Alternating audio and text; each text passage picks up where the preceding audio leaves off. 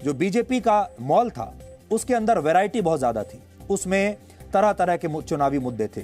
ऐसा नहीं है कि बीजेपी ने जाति का कार्ड नहीं खेला, धर्म का कार्ड नहीं खेला। तो बीजेपी के मॉल में बड़ा सा विशाल मॉल था, उसमें बहुत सारे चेहरे थे, उसमें बहुत सारे मुद्दे थे।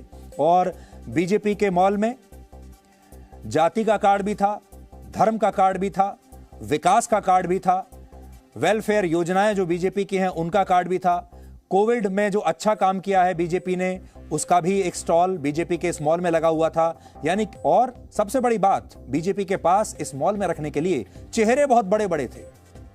तो बीजेपी का जो शोरूम था बड़ा आकर्षक लग रहा था, क्योंकि शोरूम में बाहर से ही आपको नरेंद्र मोदी का चेहरा दिखता था, योगी आदित्यनाथ का चेहरा दिखता था, और उनके पीछे चुनाव जीतने की एक जबरदस्त मशीन थी। बीजेपी अब चुनाव जीतने की एक मशीन बन चुकी है, जिसके पास एक एक नहीं बल्कि दो दो इंजन है, डबल इंजन से वो चल रहे हैं। और बाकी के जो लोग हैं उनके पास आधा इंजन भी नहीं है। और जो बीजेपी के मॉल के सामने विपक्ष का जो स्टॉल था वो बहुत छोटा था।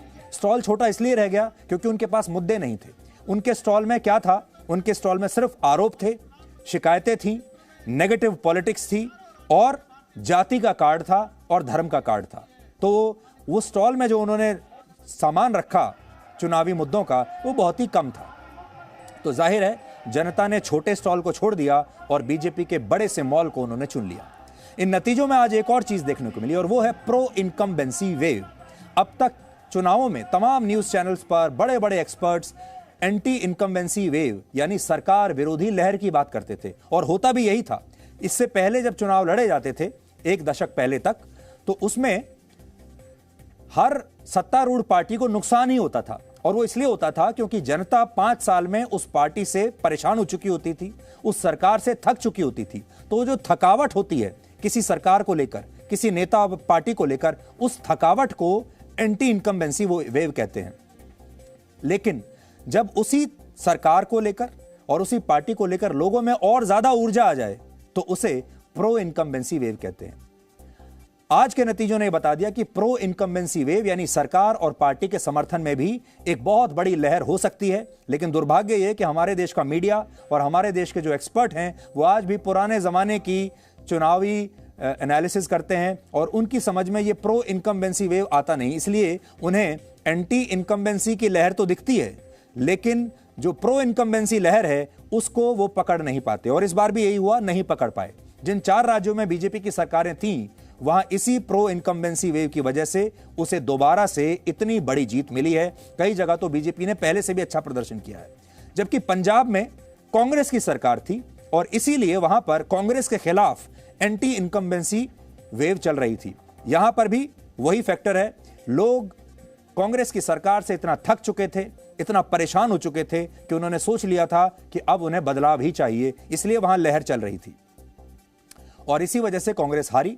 बार बार मुख्यमंत्री को बदलना, उसके बाद सिद्धू को इतनी ज्यादा हवा दे देना, सिद्धू को और चन्नी को खुलेआम लड़ाई करने देना, ये सब चीजें पंजाब के लोगों ने समझ ली। और सबसे बड़ी बात, इस प्रो इनकम्बेंसी वेव को पैदा करने वाला नेता और कोई नहीं बल्कि देश के प्रधानमंत्री नरेंद्र मोदी हैं। प्रधानमंत्री मोदी को 2019 में 2014 से भी ज्यादा सीटें मिली थी, ज्यादा बड़ी जीत मिली थी। और इसका सबसे बड़ा कारण तब यही प्रो इनकम्बेंसी वेव थी जो आज भी उन्होंने देश को दिखाई है। एक और पॉइंट यह है कि प्रधानमंत्री मोदी भारतीय राजनीति के अब एक ऐसे नेता बन चुके हैं जो चुनावी खेल को सबसे ज्यादा तरीके से, अच्छी तरीके से समझते हैं। उन्होंने परंपरागत राजनीति के सभी बंधनों को और समीकरणों को तोड़ दिया है, और ब्रांड मोदी अब चुनाव में जीत की एक बहुत बड़ी गारंटी बन चुका है। अंग्रेजी भाषा की कहावत है, in India people don't cast their vote, they vote their caste. यानी भारत में लोग वोट नहीं देते बल्कि जाति पर मोहर लगाते हैं। लेकिन प्रधानमंत्री मोदी ने इस जातिगत राजनीति की बेड़ियों को भी तोड़ दिया है, और शायद यही वजह है कि जो पार्टियां जातियों के नाम पर सोशल इंजीनियरिंग करके चुनाव जीतती थीं, उनकी आज बहुत खराब स्थिति हो गई है। और मोदी को यह बात पहले ही सही समझ में आ गई थी कि अगर उत्तर प्रदेश जैसा जो राज्य है, अगर वो जातियों में बटा रह गया तो बीजेपी को फायदा नहीं होगा। कुछ ऐसा करना होगा जिसमें सारी जातियां एक साथ आ जाएं और वो बीजेपी को वोट दें, और वही उन्होंने किया। और इन सारी जातियों को जोड़ने का काम जो किया है वो सोशल इंजीनियरिंग ने नहीं बल्कि विकास ने किया है। जो कोविड के दौरान मदद दी उसने किया है, जो वेलफेयर योजनाएं मोदी ने चलाई हैं, जो सीधे किसानों के अकाउंट में पैसा गया है, गरीब लोगों के अकाउंट में सीधा पैसा गया है, जो मुफ्त के सिलेंडर बांटे गए हैं, जो मुफ्त का राशन बांटा गया है, वो सबका जो फायदा है उसने जातियों के इस बंधन को तोड़ दिया। और क्योंकि पैसा तो पैसा ही है, इसलिए हर जाति के लोग मोदी से जुड़ गए। वर्ष 2007 में मायावती ने 206 सीटें जीती थी 403 में से, और पूर्ण बहुमत से जबरदस्त तरीके से यूपी में अपनी सरकार बनाई थी। लेकिन 15 साल के बाद आज उनकी पार्टी इसी उत्तर प्रदेश में सिर्फ एक सीट जीत पाई है। सोचिए बीएसपी के क्या दिन आ गए हैं, क्योंकि बीएसपी की जातिगत राजनीति को बीजेपी की विकास की राजनीति से कड़ा मुकाबला मिल रहा है। और अब जो पुराने जमाने की जो पॉलिटिक्स हुआ करती थी, जो हम बार बार आपको बता रहे हैं, वो जो पुराने जमाने की राजनीति है अब वो जा रही है। मायावती अब पुराने जमाने की नेता हो चुकी हैं और उनके पास दिखाने के लिए सिर्फ ये जाति का ही कार्ड है, और उन्होंने अपने आप को सिर्फ पिछड़ों की पार्टी बनाकर रख दिया, और पिछड़े जो वर्ग हैं वो भी अब काम मांगते हैं।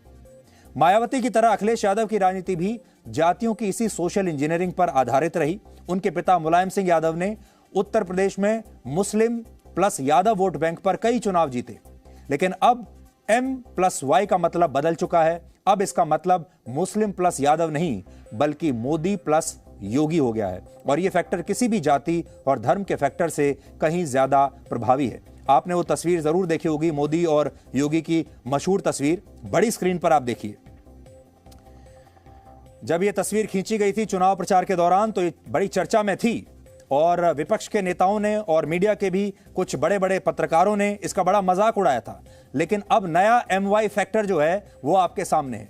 अब MY फैक्टर ये है जो इस तस्वीर में आपको दिखाई दे रहा है, यानी मोदी प्लस योगी, ये है नया MY फैक्टर।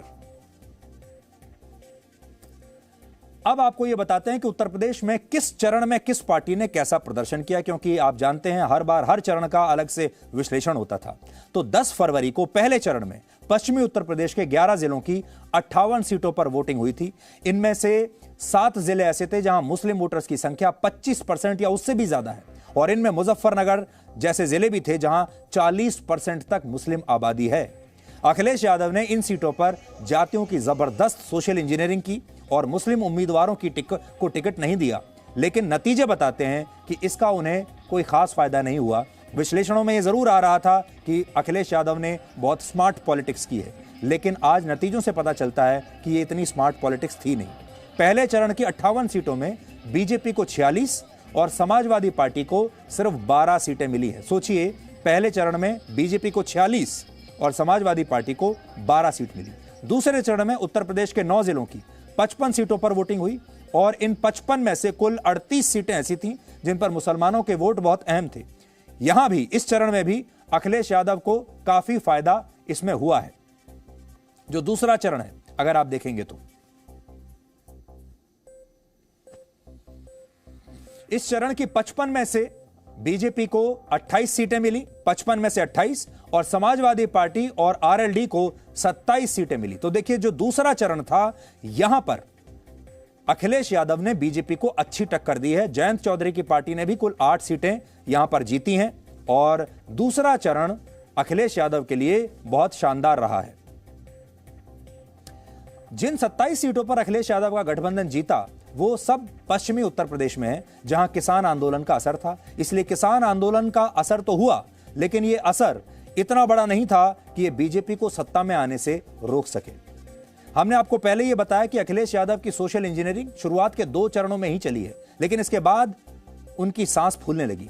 तीसरे चरण की 59 सीटों में से बीजेपी को 42 सीटें मिली, समाजवादी पार्टी को 17 सीटें मिली। चौथे चरण में 59 सीटों में से बीजेपी को 49 सीटें मिली, और समाजवादी पार्टी के गठबंधन को सिर्फ 10 सीटें मिली हैं। तो देखिए, पूरा ब्रेकअप इस समय आपकी स्क्रीन पर है। फिर देखिए, 5वें चरण में 61 सीटें थीं, जिसमें से बीजेपी को 39 और समाजवादी पार्टी को 19 और अन्य को 3 मिली। छठे चरण में 57 सीटों में से बीजेपी को 40, समाजवादी पार्टी को 15 और अन्य को 2 सीटें मिली। और आखिरी चरण में अखिलेश यादव ने अच्छी बैटिंग की है। इसमें 54 सीटों में बीजेपी को 26 सीटें मिली हैं, और समाजवादी पार्टी को बीजेपी से ज्यादा 28 सीटें मिली हैं। तो ये पूरा ब्रेकअप है उत्तर प्रदेश का 7 चरणों के चुनाव का। आज से 2 दशक पहले बीजेपी के लिए भी ये कहा जाता था कि वो सिर्फ ऊंची जाति वाले लोगों की पार्टी है और दलित, आदिवासी, अल्पसंख्यक और बहुत सारे ऐसे वोट बैंक थे जो उन्हें वोट नहीं देते थे। लेकिन 2014 के बाद ये ट्रेंड पूरी तरह बदला और आज बीजेपी को उत्तर प्रदेश में सबसे ज्यादा पिछड़ी जातियों के वोट मिले हैं। वैसे विकास के इस वोट बैंक के लिए आज एक लाइन बहुत इस्तेमाल हो रही है और वो है हिंदू, मुस्लिम, सिख, ईसाई सब पर भारी भाजपाई। राज्य की महिला वोटरों ने बीजेपी पर सबसे ज्यादा भरोसा दिखाया है और इसका एक बड़ा कारण यही विकास है। इन महिलाओं को उज्ज्वला योजना, बेटी बचाओ बेटी पढ़ाओ योजना, 3 तलाक जैसे कानूनों का फायदा मिला। इसके अलावा युवा वोट बैंक भी बीजेपी के साथ इस बार भी एकजुट रहा है। उत्तर प्रदेश के कुल 15 करोड़ वोटर्स में लगभग 7 करोड़ महिला वोटर्स हैं और बड़ी बात यह है कि महिलाओं ने जमकर बीजेपी को वोट दिया है, जबकि 18 साल से 30 वर्ष के 3.5 करोड़ युवा वोटर्स उत्तर प्रदेश में हैं और ये भी बीजेपी के पक्ष में ज्यादा थे। यानी महिला और युवा वोट बैंक उत्तर प्रदेश में काफी निर्णायक रहा और चुनावों में बीजेपी को महिलाओं और युवाओं का भरपूर समर्थन मिला है। इसके अलावा बीजेपी का 80-20 का फॉर्मूला भी काम कर गया। इसमें 20% मुस्लिम वोटों को बीजेपी ने छोड़ दिया था। उसकी कोशिश 80% हिंदू वोटों को एकजुट करने की थी, जो वो कर पाए। आदरणीय प्रधानमंत्री जी के मार्गदर्शन और नेतृत्व में फिर से प्रचंड बहुमत प्राप्त की है। इस प्रचंड बहुमत के लिए उत्तर प्रदेश की जनता जनार्दन का हृदय से अभिनंदन, हृदय से आभार। और मैं इस अवसर पर भारतीय जनता पार्टी और विचार परिवार के उन कोटि कार्यकर्ताओं का अभिनंदन करता हूं जिनके नेतृत्व में और जिनके परिश्रम से आज भारतीय जनता पार्टी को अपने सहयोगी दलों के साथ इतना प्रचंड बहुमत के साथ प्रदेश में सरकार बनाने का अवसर प्राप्त हुआ है। एक प्रचंड बहुमत भारतीय जनता पार्टी के राष्ट्रवाद, विकास और सुशासन के मॉडल को उत्तर प्रदेश की 25 करोड़ जनता का आशीर्वाद है और इस आशीर्वाद को हम सबको स्वीकार करते हुए आम जनमानस की आकांक्षाओं के अनुरूप सबका साथ, सबका विकास, सबका विश्वास और सबके प्रयास के इस मंत्र को अंगीकार करते हुए निरंतर आगे बढ़ाना होगा। जनता जनार्दन ने जातिवाद, परिवारवाद, वंशवाद की राजनीति को पूरी तरह तिलांजलि देते हुए 2022 में भी भारतीय जनता पार्टी को प्रचंड बहुमत के साथ विजयश्री उपलब्ध कराई है। जय हिंद, जय जय श्री राम, जय जय श्री राम, जय जय श्री राम।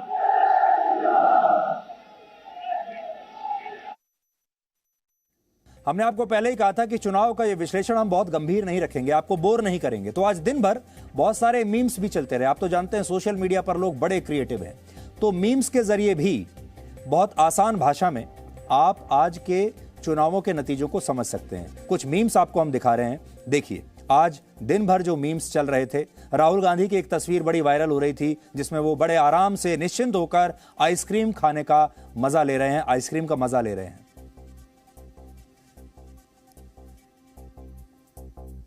कुछ मीम्स हैं जो आपको हम दिखा रहे हैं। सबसे ज्यादा मीम्स बन रहे हैं गांधी परिवार को लेकर, राहुल गांधी को लेकर, प्रियंका गांधी वाड्रा को लेकर। एक मीम ये देखिए, एक तरफ बुलडोजर है और बुलडोजर ने साइकिल को उठाया हुआ है।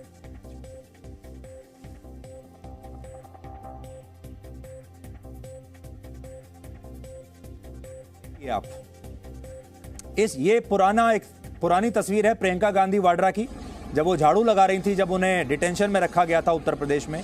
और एक तरीके से लोग ये कह रहे हैं कि ये झाड़ू असल में उन्होंने अपनी ही पार्टी पर लगा दी है, क्योंकि प्रियंका गांधी वाड्रा के नेतृत्व में ये हाल हुआ पार्टी का। अब देखिए एक और मीम आज का। रोड रोलर यानी ये योगी हैं और इन्होंने साइकिल को किस हद तक कुचल दिया, ये भी आपको आज के चुनावों का सरल और दिलचस्प भाषा में आज का असल में विश्लेषण ये है। तो उत्तर प्रदेश का तो आपने देख लिया। उत्तर प्रदेश में बहुत प्रोपेगेंडा चलाया गया कि योगी के खिलाफ बहुत लहर चल रही है। एक प्रोपेगेंडा ये चलाया गया कि योगी को बदला जा सकता है, योगी की परफॉर्मेंस अच्छी नहीं है और उनकी यहाँ दिल्ली में केंद्रीय बड़े नेताओं के साथ उनकी जो ट्यूनिंग है वो ठीक से नहीं हो रही है।